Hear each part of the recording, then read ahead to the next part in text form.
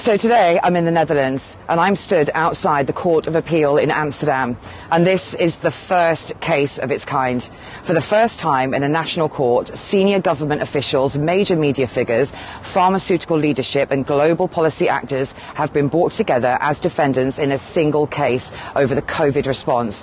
Among those ordered to appear are Albert Bourla, the CEO of Pfizer, the former Dutch Prime Minister, senior Dutch health ministers, leading figures from the Dutch media and Bill Gates. That alone makes this case extraordinary. And today, March 9th, an important step in that case is happening here at the Amsterdam Court of Appeal. But to understand why it matters, we need to be clear about what today's hearing actually is. So this is not the main trial.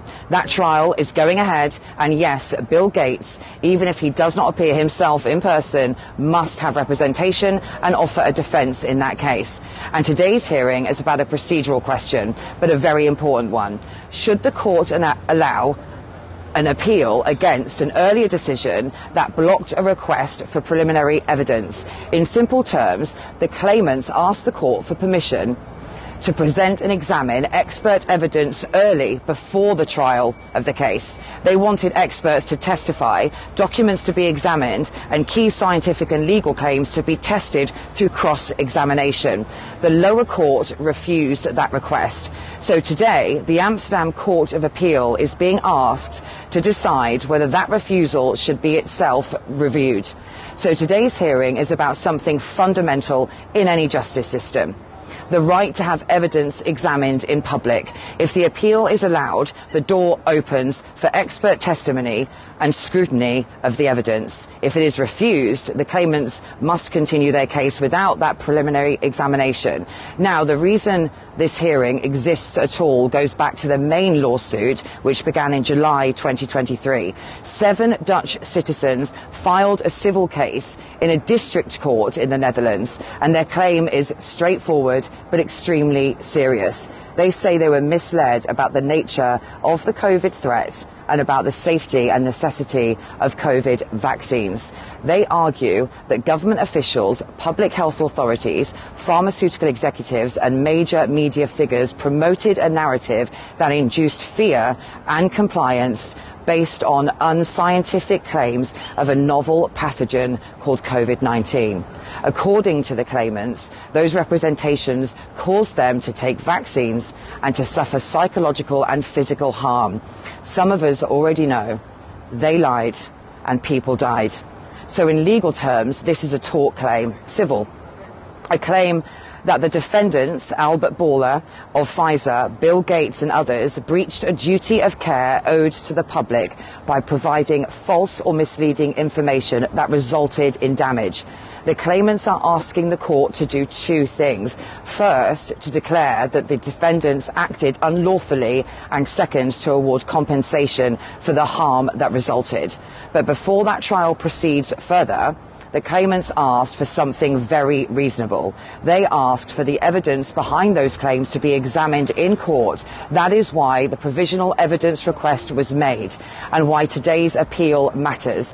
At the heart of the request are expert witnesses.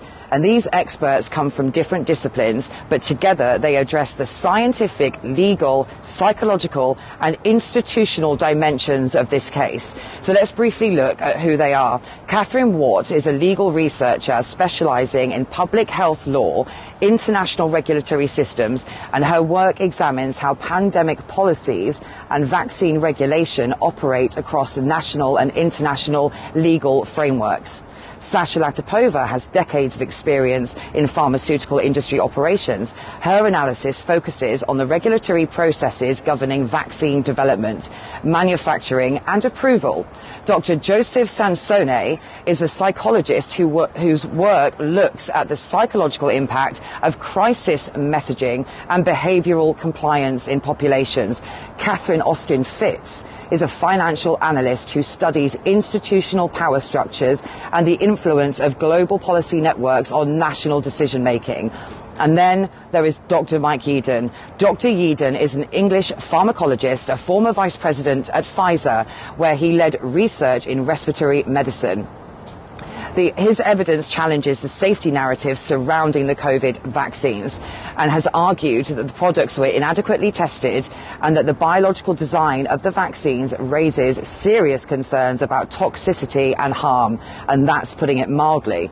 The point of a court is that such claims should be tested under cross-examination, not dismissed without scrutiny. That's how confident these claimants are. And that is precisely what the claimants are asking for. They are asking for the chance to present evidence, call experts, and have the facts examined openly in a court of law. So that brings us back to why today is so important. Today is not about deciding the entire case. Today is about deciding whether that examination of evidence should be allowed to happen. So in a democratic society that we're all told that we live in, governed by the rule of law, courts exist to resolve disputes through evidence and argument, not through assumption. So allowing this appeal would mean the court is prepared to let that process take place. It would mean the claims and counterclaims because there are counterclaims, can be tested in public. And that matters not only for the Netherlands.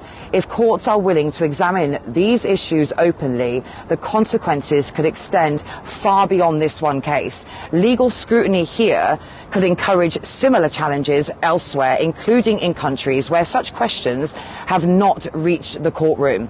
In that sense, what happens here may influence debate about accountability, transparency, and public trust in many other jurisdictions. Today's decision is about whether the courts are willing to allow that scrutiny, whether the evidence will be heard, and whether the public has the opportunity to see those arguments tested under the rules of so-called justice. For the claimants, that is all they are asking for, the chance to put their evidence before the court and to let the truth be examined.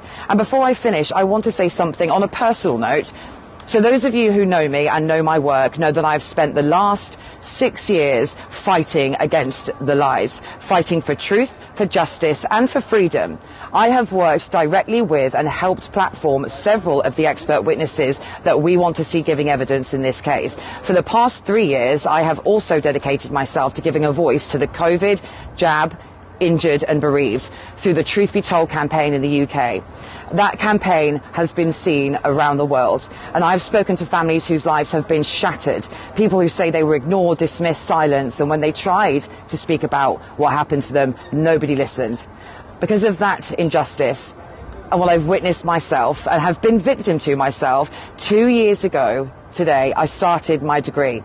But there is another kind of justice in question here. For those of us who stood against this from the very beginning, who questioned the narrative, who warned about the risks, who were called conspiracy theorists, extremists, dangerous, there has never once been a moment where anyone in authority said, "You were right," not once. And yet the evidence now being raised in this case is the very same evidence many of us were sharing, researching, trying desperately to get out to the public years ago. We never wanted to be vindicated through the harm that many of us feared would happen. None of us wanted to see people injured. None of us wanted to see families grieving.